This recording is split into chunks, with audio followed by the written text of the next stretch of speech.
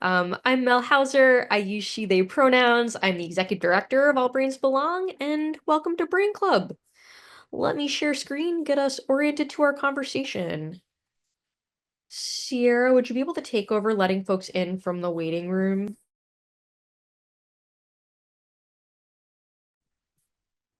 Sorry, Mel. Yes, I That's our can. I did style where not mean to mute you. you mute me and I'm like, oh no, did I mute myself the whole time? And like that's our weekly rhythm. So anyway, The lovely to see. admit button jumps to the mute button for you very easily. Oh, technology always thwarting us. Speaking of access needs. We are going to talk about access needs and conflicting access needs, one of my favorite topics.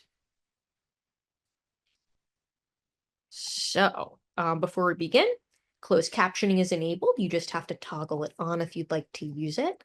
Um, Depending on your version of Zoom, you might see the live transcript closed captioning icon. If not, look for the more ... and choose show subtitles. You can also do the same and choose hide subtitles if you want to turn them off. There we go. I always forget that I have a slide for that. All right. So if you're new to Brain Club, welcome. We're glad you're here. Brain Club is our education program where it's a shared space where people come together, where we identify challenges, not only that we experience as individuals, but that as collective or shared experiences that are usually almost always because there are systemic barriers to access or systemic forces that interfere with full and meaningful participation. The purpose of the program really is for this shared space to identify these challenges, unlearn the harmful messaging that is often baked into neuronormative society with the idea of learning new or more helpful lenses or language to better understand our experience and shift our own narratives of those experiences. And while we hope that this is a place where you will feel safe and that you will feel that this is supportive, Brain Club is not a support group and it's not a place for medical or mental health advice or a place to make personal requests or address personalized needs. It's really an education space for purposes of learning, observing, and thinking about how to apply the topics that we cover in Brain Club to what your everyday life is. There is no one right way to participate in Brain Club. You can have your video on or off, and even if it's on, we don't expect anything of you. We definitely do not need you to sit still and look at the camera. So feel free to walk or move or fidget or stim or eat or take breaks or anything else that needs doing. And during discussions at the end, you're welcome to use mouth words or chat or emoticons or however else you'd like to participate in discussion. You also can observe. Observation is a completely valid form of participation. We deeply believe that. And in addition to affirming all aspects of identity, we prioritize the group's needs over that of the individual, and we tread lightly around sensitive topics, given that the majority of our community at any given time has experienced significant relational trauma. That is my visual support to make sure I have the chat where I can see it, which I actually can for a change. All right. If this is your first time at Brain Club, it's okay to not understand what's happening. We just invite you to keep coming back. A lot of people say it takes not just a time or two, but takes like lots of repetition to be like, oh, this space is different than maybe some other spaces I come to. But we're glad you're here and keep coming. Lizzie's going to put in the chat a frequently asked questions document that covers a lot of logistics questions that tend to come up for newcomers. All right. How the format we've been using in 2025 is that we're going back to basics. Brain Club has been going for 3 years and 1 month, and we're going back to some of the original topics that we covered in 2022 when the program began. So we're going to have more of a classroom style presentation. We're actually going to watch a 2022 Brain Club, which is kind of interesting. And then we're going to have some time for discussion. During the presentation, the chat will remain open. You're welcome to use it. We just ask that you use it intentionally, slowly, thoughtfully, so that we as facilitators can keep up with it. Think about the chat as the equivalent of mouthwords participation. So making space for all. Okay, so the presentation will run about 30 minutes and then we'll have time for discussion. This is kicking off a February 2025 theme of conflicting access needs. We're going to introduce you to the concept today, and then throughout the month, we're going to look at how this plays out in lots of different settings. Before we begin, do want to announce our next webinar is coming up on Tuesday, April 8th. This is our 4th annual presentation. Hard to believe that we've been around long enough to do something 4 times, but 4th annual presentation of Shifting the Autism Narrative, the Impact of Stigma on Health. It's a webinar about the history of the autism narrative and the role of the healthcare system in perpetuating stigma and what we can do instead. So Lizzie's going to put that link in the chat for anybody who'd like to join us, and it's free. All right, so before we talk about conflicting access needs, we have to talk about what access needs are. Access needs are anything that is required for full and meaningful participation in whatever someone is doing. Everyone has access needs. Everyone with all types of brains has access needs. So one of the things that we at All Brains Belong think is very important is to normalize discussions about full and meaningful participation, because it applies to everybody. It's just that without paying attention to this, in a one-size-fits-all society, many of us are less likely to have our access needs met by the one-size-fits-all. So we have these discussions so that we can shift and really understand that that's the lens that's happening. And so when we struggle, it is almost always because our access needs are not met, not at all because there's anything wrong with us. Here are some quotes from Brain Club participants. I learned about access needs at Brain Club. Before this, I just thought my needs were, quote, too much. Now I know that these are actually access needs and that everyone has them and that I don't need to shame myself for them. Another person shared, like a lot of people throughout my life, I knew that many things were not working for me. I never thought of this as relating to, quote, access needs. I just thought I had character flaws. I now see a lot of this as simply reflecting the ways a brain like mine would raggedly interact with a neurotypical world.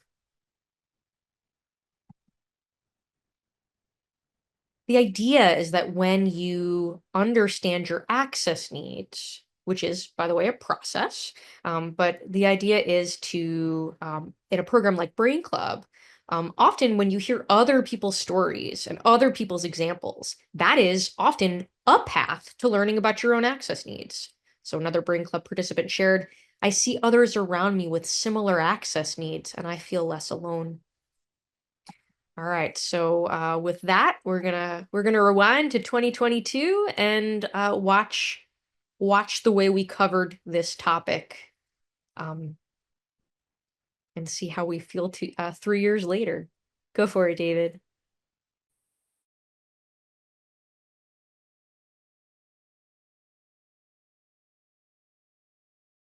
So if that term is new to you, access needs are anything that are required to meaningfully and fully participate in one's environment or community. Everyone has access needs.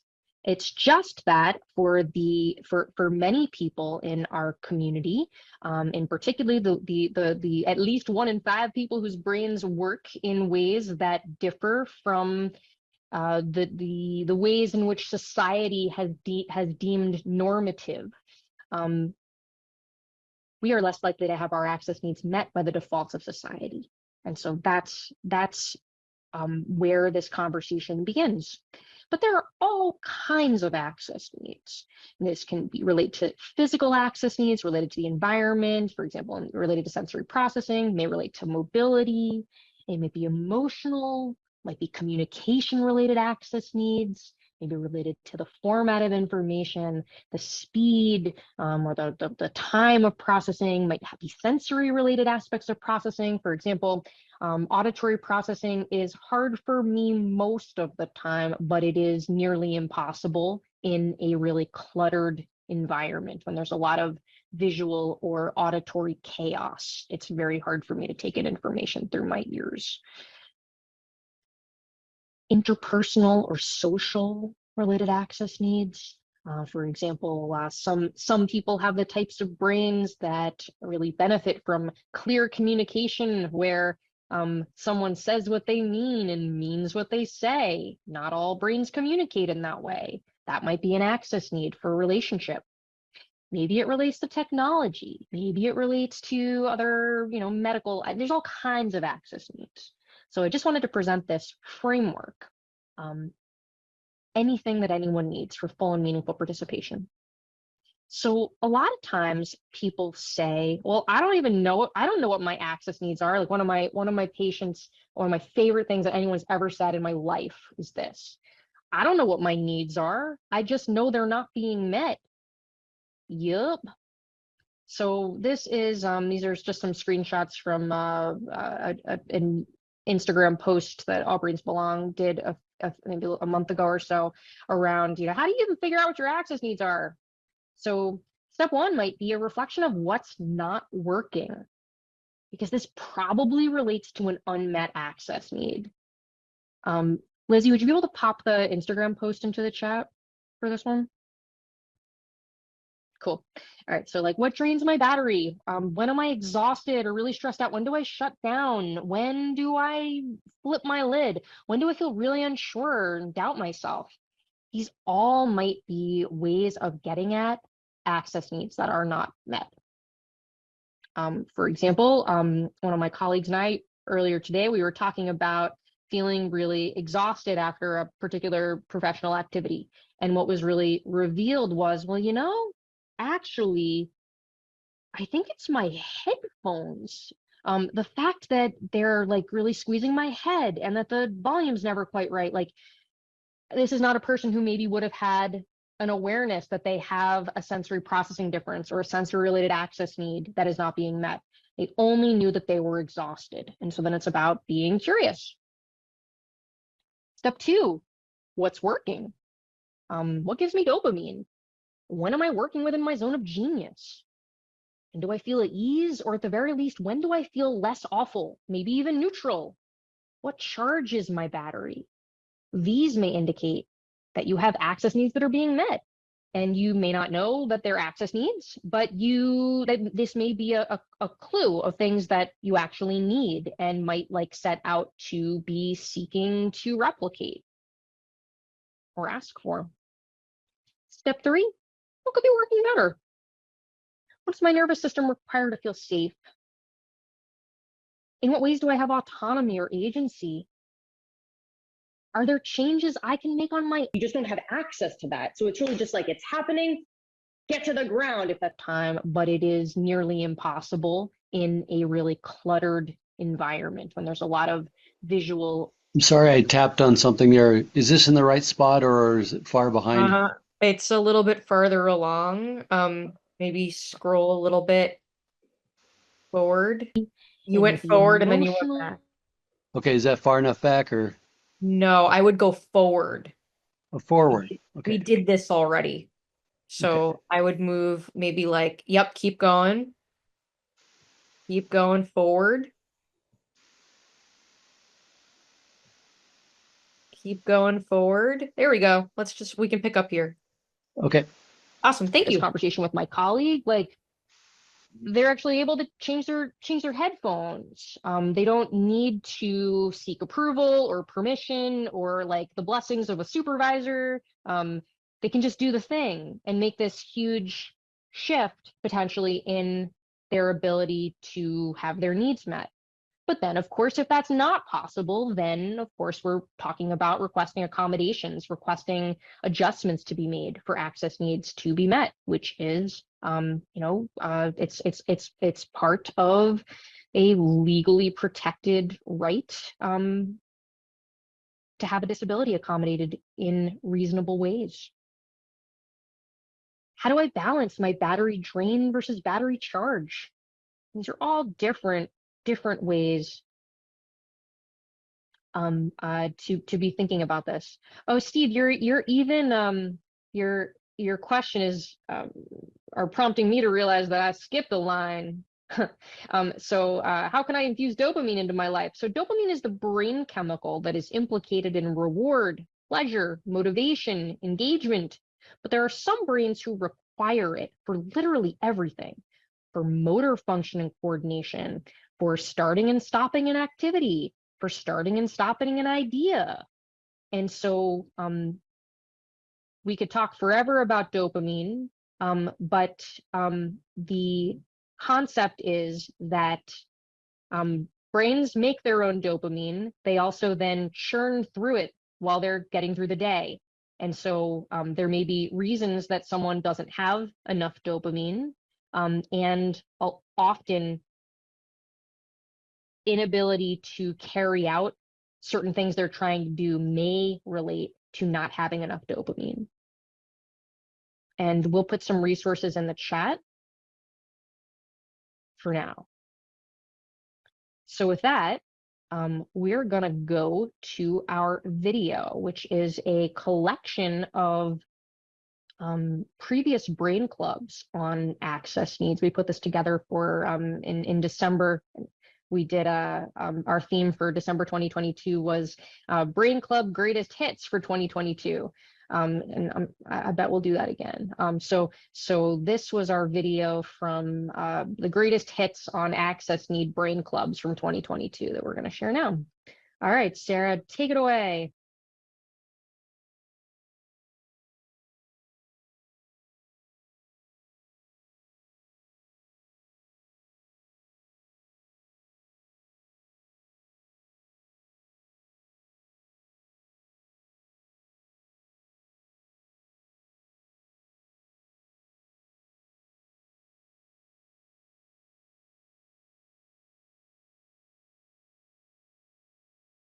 All right. So for a few months now, we have been talking about how, unfortunately, despite there being no default brain, there are a lot of defaults in our society, right? Like defaults of like, oh, this is how healthcare is delivered. This is what it means to like be an adult. This is what it means to be a worker. This is what it means to be a student. Anyway, and that's not true, because in fact we all have different brains that do things differently. And what we don't want is we don't want to be in a situation where we are hammering to try to get that square peg to fit into the round hole, and like what happens, you destroy the peg. And that is what happens to so many people. So how this connects to access needs are that we all have access needs. Access needs are anything that is required to meaningfully participate in one's environment or community. And as I said, we all have them. This might be physical access needs, emotional, communication, you know, like so all different types of access needs. And so often we get the message that if we have needs, we are in some way needy, and explicitly or implicitly, sometimes, often, people get the message that we shouldn't have needs, that it's selfish to have needs. Like, that's not a thing. That's a myth. And that is really hard, because when we think about full participation in our world, in our lives, the social model of disability is about the barriers in the environment between the person and full participation. And it's not about there being something wrong with the individual, it's about those barriers being in place. And so we want to have as few barriers to full participation as possible. And when we think about how this plays out in interpersonal relationships, I'm going to play a little. I'm going to throw in a little excerpt from a brain club we did in January called "Everyone Flips Their Leg," where, you know, there's things that make us stress that are going to differ person to person and like context specific. Like if there's something in the physical environment, like a loud sound, if I'm like well hydrated and well rested, I might not be as stressed as if I'm, haven't done those things or have like a huge cognitive load or whatever, like with this business of the Zoom and the link and the whatever and all the switching between things. If a motorcycle drives by my house right now, I'm gonna flip my lid. Whereas like I might have been okay a couple hours ago. So when we get triggered, and borrowing from a model from Dr. Dan Siegel, Dr. Tina Payne Bryson from the Whole Brain Child, upstairs brain and downstairs brain, when downstairs brain gets triggered, we don't get to pick what triggers us. And sometimes we forget that we have interpersonal access needs. It's not just about sensory processing or like how we learn. It's about access needs in a relationship. What does it mean for downstairs brain to feel safe? And so when we think about, since we all have access needs, often those access needs conflict with other people. And I might play this clip. I might just come back to it. Well, maybe. Depends on if I can just unshare and reshare. There we go. I got to share the sound or it's not going to work.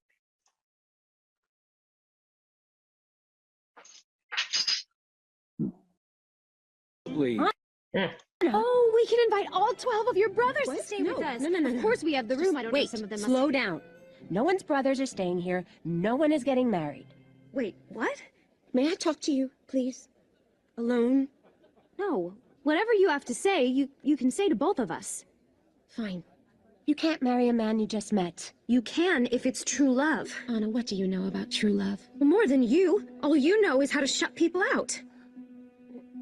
You asked for my blessing, but my answer is no. Now, excuse me. Your Majesty, if I may ease No, your... you may not, and I think you should go. The party is over. Close the gates. Yes, Your Majesty. Elsa, no, wait. Give me my glove. Elsa, please. I can't live like this anymore. Then leave.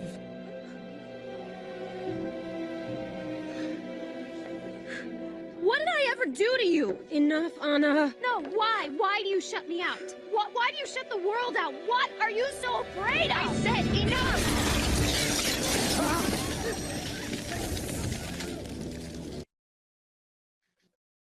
So here we have a relationship with two people with access needs.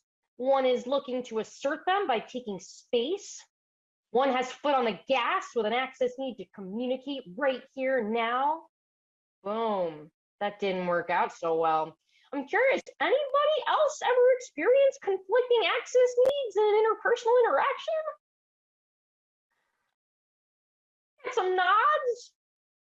Relationships are hard. Hi, Matthew. Are you raising your hand to say yes? I have conflicting access needs in interpersonal interactions, or did you want to say something? Yes, Mel, yes, double yes, yes, conflicting access needs, but also trying to interpret those needs in a way where the other party makes sense, can understand you too as well. It's just, it goes both ways. And to understand that together is one way to actually, what are the ideas and thoughts of, addressing those access needs. Thank you. Totally, and especially when we have not, we're not in a culture where it is common for people to actually voice their access needs. Access needs are not implied because, in fact, people are not mind readers. Mm-hmm.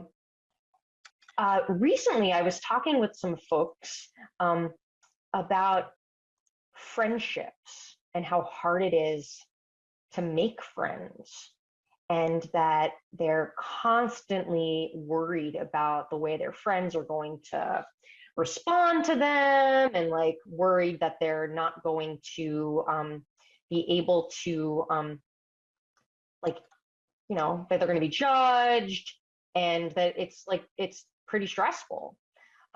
So I'm wondering, I'm wondering how that resonates with others, about worrying about the judgment in social interactions. For me in the family, the way that I return to regulation, the way that I and bring my nervous system back into reading other people's attunement, reading other people's nervous system instead of being overwhelmed by my own, whatever it is.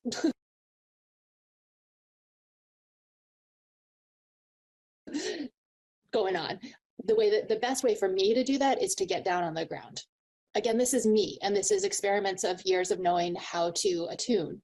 For me, it's squatting down close. It's putting both my hands on the ground for a second, the floor. So I squat and I'm low.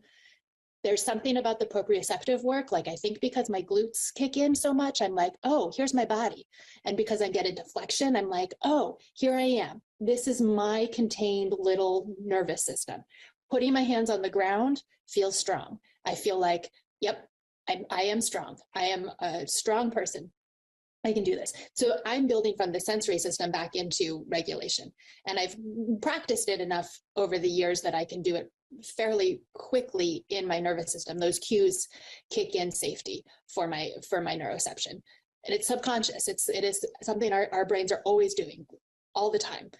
Scanning the environment, scanning the interrelationships, scanning the internal relationship, the internal environment for safety.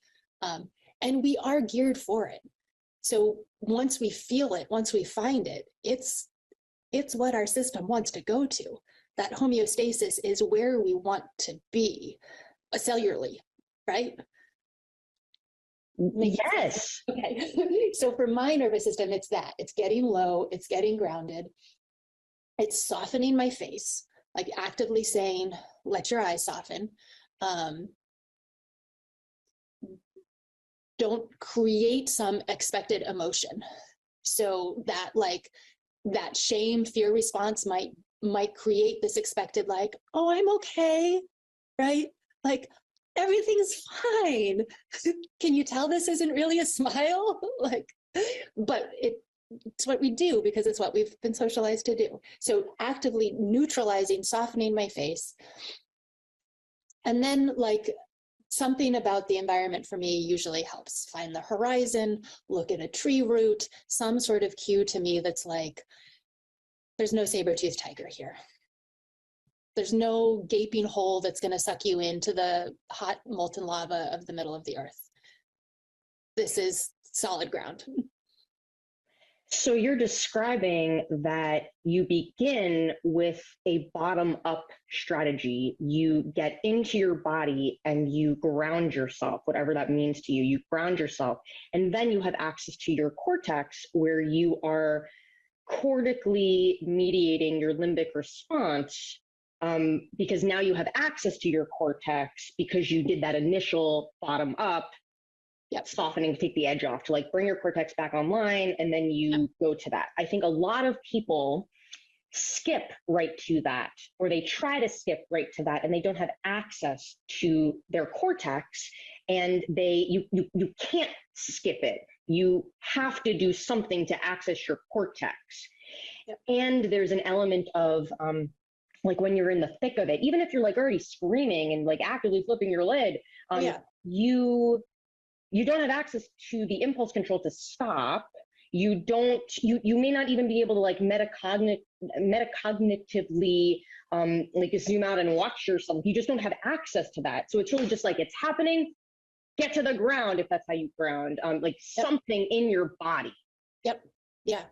Yeah. And it's experimental for a while. It's trial and error to figure out what your physical somatosensory system responds to.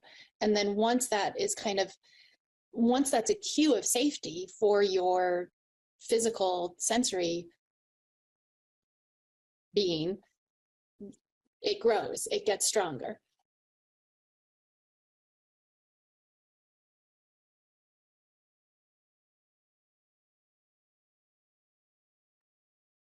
Thanks, David.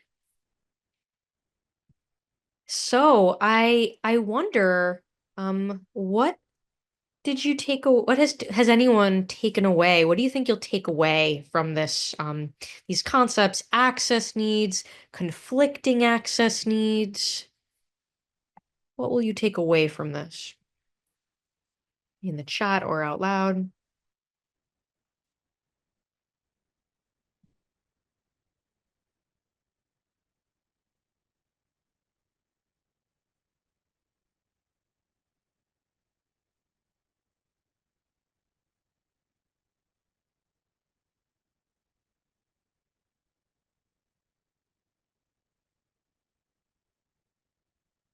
Great. So there's some interest reading more about it.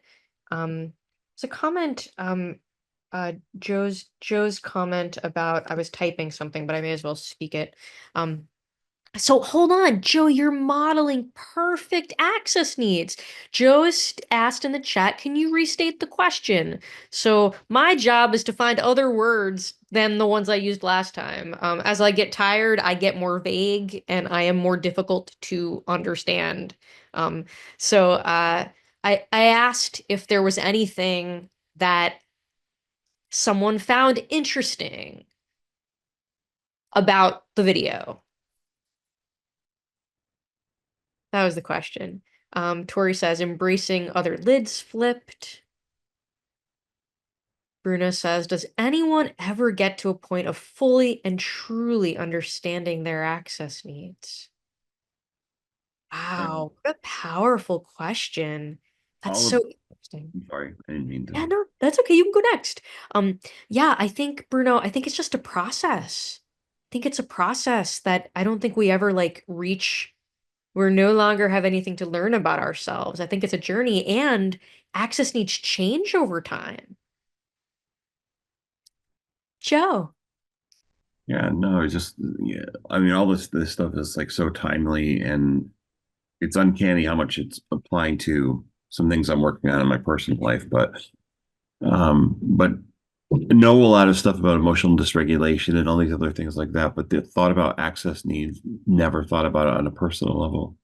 I've worked my whole life with people with intellectual developmental disabilities and access needs for them, and helping to create a world that's more equitable and accessible, but never gave a single thought about what are my access needs. So that's where the whole video is interesting and meaningful to me. Thank you, Joe. And I think that a lot of people, we go through our whole lives in this behavioral paradigm without recognizing that what behavior is just the nervous system's way of communicating what is going on for the underlying physiology. It's just the body's way of communicating to the people around us. I highly recommend the book Self-Reg by Dr. Stuart Shanker, who does a really, really impactful job of describing what that's about in a framework for understanding self-regulation and the science of self-regulation. Who's that by? Sorry. Shanker. Lizzie, if you could grab that to Great. put in the chat, that would be awesome. Great, Hey, thank you. Sarah. Sure. Hi, Sarah. Go for it. Hi, thanks. I mean, I guess from my philosophy, from at least from what I think is probably true for me, is that I'm not going to get to the point where it's not possible to get to a point of fully understanding my access needs given the way that life is set up, which is like there's a zillion of us out there trying to survive. And part of survival is throwing at people who are threatening the best you have that's surprising to them that they're not going to be able to defend against. And so people are always going to come up with new ways to like, to like, if they're threatened by something, they're always going to come up with new ways that I haven't encountered before. So I might not, and create situations that I haven't encountered before. So it's going to be a continually evolving process. And my task is really just to learn as much as I can how to be me in a broad variety of situations. That is so brilliantly said. As always, I want to repeat what you just said. I need to learn how to be me in a variety of situations. I think that's what this is about. This is about, I think, to Amy's point in the chat about authenticity. This is about surrounding yourself with people that it is safe to show up authentically with, so that you can discover what it means to be you in a variety of situations. Sarah says, I think what was helpful when I first learned about access needs is that everyone has access needs. It's the whole idea of universal design. When you can create a space where folks can state their access needs, it benefits everyone. Liz says, Brain Club has a way of being uncanny. Sierra says, some people's access needs are more likely to be met by the typical structures and systems in society. So everybody has access needs, just that you may be more or less likely to have your access needs met, depending on, the intersectionality of the way all of your identities stack up. Oh, thanks for dropping that link, Sierra. Monique says, I was uncomfortable stating my access needs at first, but I'm getting more practiced each time I speak up for myself. Awesome. Alvar says, the topic of conflicting access needs and the Elsa and Anna clip specifically relates to how my roommates and I have conflicting access needs with both of them have been getting on my nerves. Literally, yeah, your actual nerves more lately. Yeah. Yeah. And I think that like whether we, you gave your example of having different neurotypes, but even within somebody having, like two people with who are autistic and ADHD, for example, like we can still have conflicting access needs. Our staff at All Brains Belong, we're going to record a video tomorrow that will play in 2 weeks for Employment Week of the month about how we navigate conflicting access needs on our team, because like we experience it every day and we just have to like name it neutrally and navigate it. Monique says, just the very, oh, sorry, I missed something. Yeah, no, I go. Monique says, just the very basic question, how are you? Throws my nervous system into a free fall. Yeah. Well, just, you have an access need for more specific questions, or maybe not to be asked questions at all. A lot of people's lived experience is that when someone asks you, how are you? They're not actually interested in knowing that. So it doesn't feel like it doesn't feel like a safe question. Joe says, I've lived my whole life masking. So forcing my square self through round entries for access. Yep. Yeah. And like, the thing about masking is it's a survival strategy. So you don't get to pick when you unmask. I think sometimes unmasking gets like overly glorified. What is good is the pursuit of environments that are safe and people who are safe, so that your nervous system, when monitoring safe, not safe, recognizes safety. And that leads to the conditions of authenticity. But you don't get to pick. You don't get to pick at all.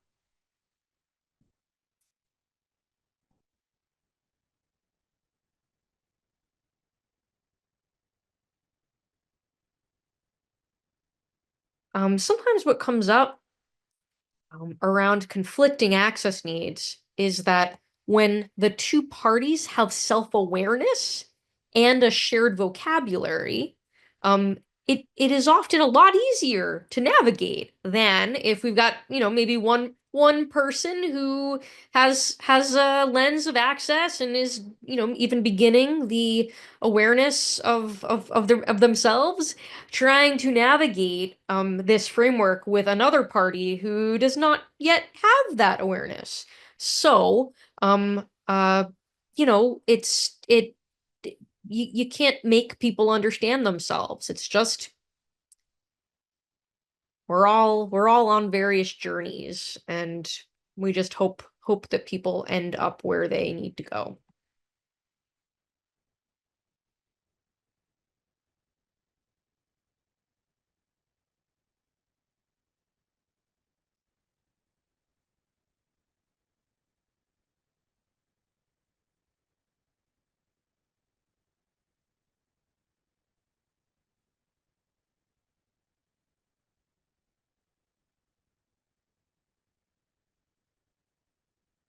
Another thing that comes up with conflicting access needs, and I think like rewinding to the Elsa Anna, which is like one of my favorite 30 seconds of media, is that clip, because it's so classic in terms of someone who is trying to take space, someone who literally needs to do the thing right now. That plays out in everyday life for a lot of people. And when you're in it, you may not have access to the part of your brain. And we talked about this in Nervous System 101 in the beginning of January. The part of your brain that like can zoom out, the executive functioning skill of like zooming out to self-monitor. Hey, how am I doing? oh, wow, I'm seeing someone state their access need, or oh, I'm doing that thing where I have foot on the gas and can't stop talking. That plays out. In the chat, Emily says, I find it very challenging to manage conflicting access needs with my children, especially when their primary access need is undivided attention from me. Totally, right? But you get to have access needs too. And so maybe it might be something like, I have an access need for X. When we all have access to our cortex, how are we going to navigate that? I notice that you need undivided attention from me. I need some time where I am not paying attention to you. So what ideas do you have about how we're going to handle this next time?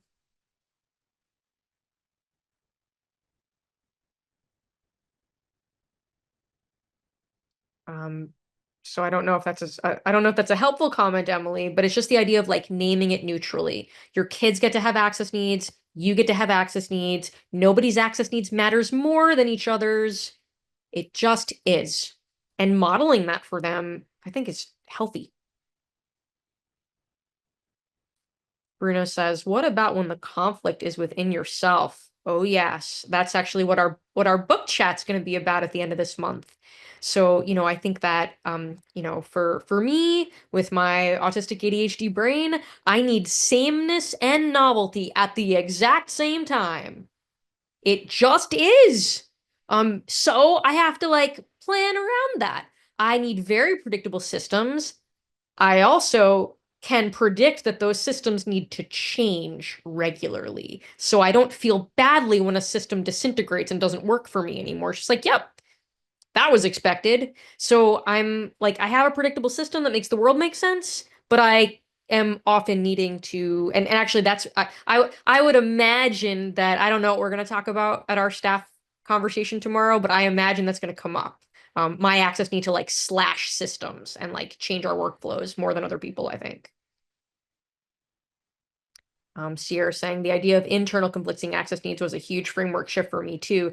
Zooming out internally and seeing the same things in yourself as you see relationally between people. Yeah, totally.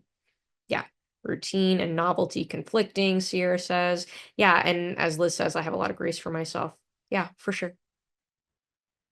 Well, I think I'm going to wrap up by reading Joe's comment. I'm so glad I've gotten involved in Brain Club. I feel so seen and understood just through other people's self-descriptions. That is literally the point of why we're here.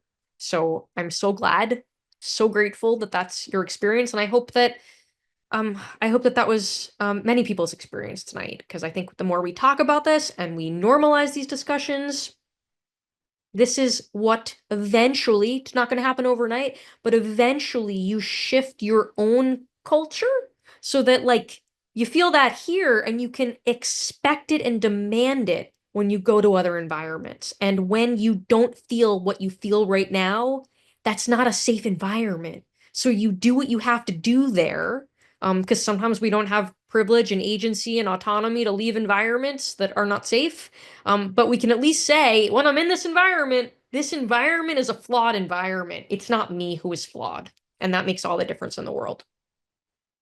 So thank you, everyone. Thank you for being here tonight. Thanks for being part of this conversation. And thank you for being part of our community. We hope to see you next week, where we'll be talking about conflicting access need in healthcare.